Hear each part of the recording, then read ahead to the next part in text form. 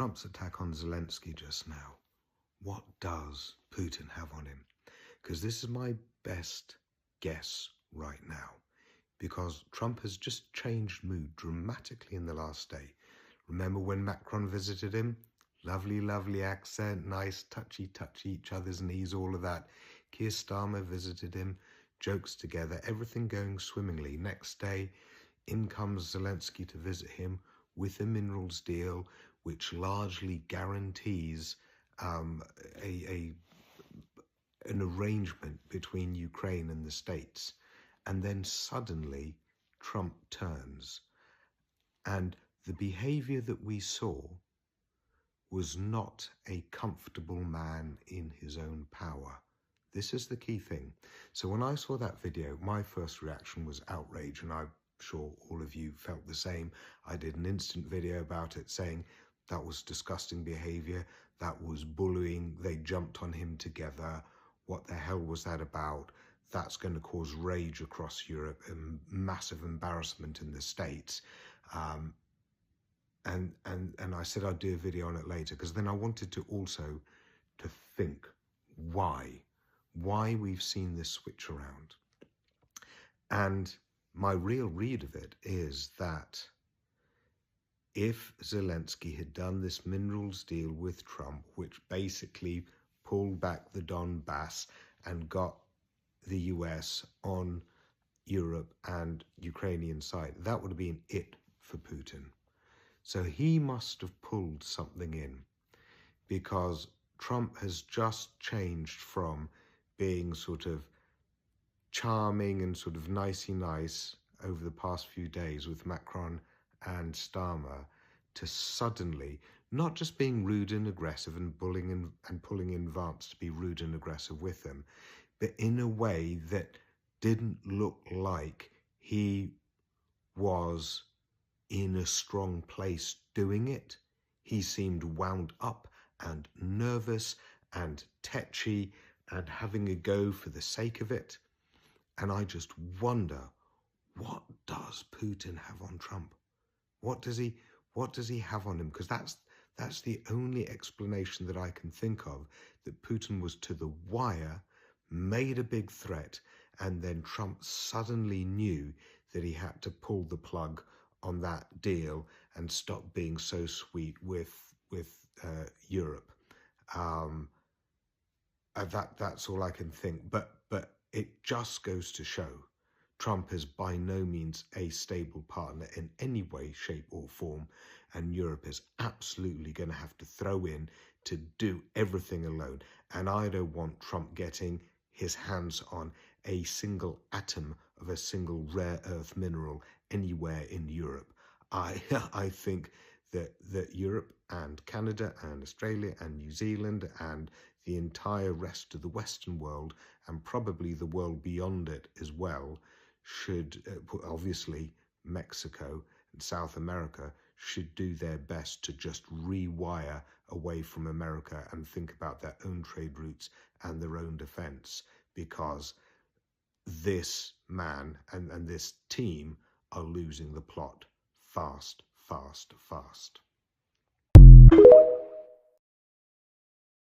In a stunning about-face, the United States joined Russia today to vote against a UN resolution condemning Russia's war against Ukraine. Timed to the 3-year anniversary of Russia's invasion, the resolution called for a peaceful end to the war and identified Russia as the aggressor.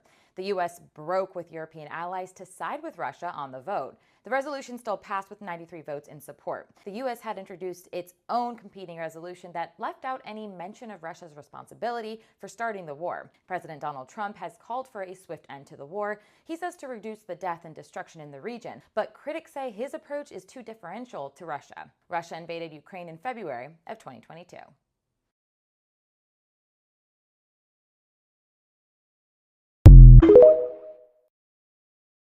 If you called Zelensky a dictator, would you use the same words regarding Putin? I don't use those words lightly. I think that we're going to see how it all works out. Let's see what happens. I think we have a chance of a really good settlement between various countries. And, you know, you're talking about Europe, and you're talking about Ukraine as part of that whole situation. The other side has a lot of a lot of support also. So let's see how it all works out. It might work out. Look, you can never make up lives. The one thing you can make up the money, but you can't make up the lives. Anything. What if a bomb drops on your head right now? Okay? What if they broke it? I don't know. They broke it with Biden because Biden, they didn't respect him. They didn't respect Obama. They respect me. Let me tell you, Putin went through a hell of a lot with me. He went through a phony witch hunt where they used him and Russia. Russia. You ever hear of that deal? That was a phony Hunter Biden, Joe Biden scam. Hillary Clinton, Shifty Adam Schiff. It was a Democrat scam. And he had to go through Germany's that. president just spoke out against America over Donald Trump and J.D. Vance's disgraceful ambush against Volodymyr Zelensky in the Oval Office yesterday. Here is what President Steinmeier just said in a new statement. Quote, "The scene at the White House yesterday took my breath away. I would never have believed that we would ever have to defend Ukraine from the United States." So that is Germany's president basically saying that America has become almost as great of a threat to Ukraine as Russia, the perpetrator in the war, which shows you how off the rails yesterday's meeting was, and it shows you how far off of our values and principles that Donald Trump and J.D. Vance have taken us, to the point where you now have leaders of European nations second-guessing their alliance with America. That is, I think, the big story of what happened yesterday. Donald Trump and Vance have really destroyed America's credibility and reliability and loyalty from a European perspective, and I don't know how you gain that back. It's going to take a while. Very destructive meeting, and boy, was it just unsettling to watch them berate Zelensky and interrupt him every time he tried to speak up, a guy who showed up to the Oval Office hat in hand, seeking support from who he has always perceived to be a de facto ally of Ukraine. That was so sickening to watch. We need new leadership. Trump and Vance just made Zelensky uber popular, like unassailably popular, which is clearly not what they wanted to do. They wanted to crush him down. But everyone knows it's a simple rule of politics and human affairs that when a community is threatened, then the trust in and support for the leader of that community absolutely shoots up. In fact, it's even used by many leaders cynically, manufacturing external threats so that everyone rallies round the leader. You see it time and time again. And Trump and Vance just cornered the leader of Ukraine in their office and put him through hell to try and break him, and he didn't break. Imagine what this is going to do to the popularity of Zelensky at home, given what is clearly done to the popularity of Zelensky across Europe, in the States, and right round the world. Look, let's put it another way. Zelensky's popularity wasn't that great before Russia invaded Ukraine. Then it shot up to 90%. Remember when 9/11 happened and George W. Bush's popularity and support rating went up to 90%? Same thing. And also then, you know, after years of war, popularity does wane. But when Donald Trump blamed the war on Ukraine, again, Zelensky's trust rating shot up. It something like doubled overnight. So imagine what it is now. The unattended effects of silly moves by complete bullies thinking that they could crush the man and send him back with his tail between his legs after having ripped him off for minerals and things like that, and carving up his country. And further to that, Zelensky is now going to be, I bet you, more popular in the States than is the president himself, or the vice president, or Musk, or any of those characters around him. But Zelensky is bigger than MAGA in the States. I am betting you that. And I think for everyone who's absolutely convinced, and probably rightly so, that the White House is now the Western Kremlin, this is what you should be doubling down on. If there is a common cause in the resistance to bring out now, it is with the Ukrainian flags, it is with Zelensky, it is being united with Europe,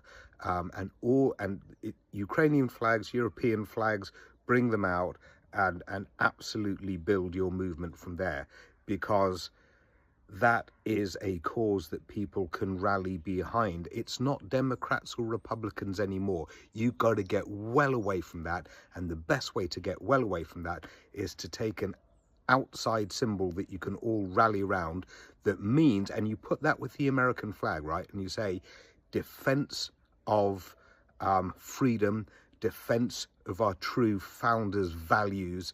This is why we link up with Ukraine, and this is why we need to get Trump out.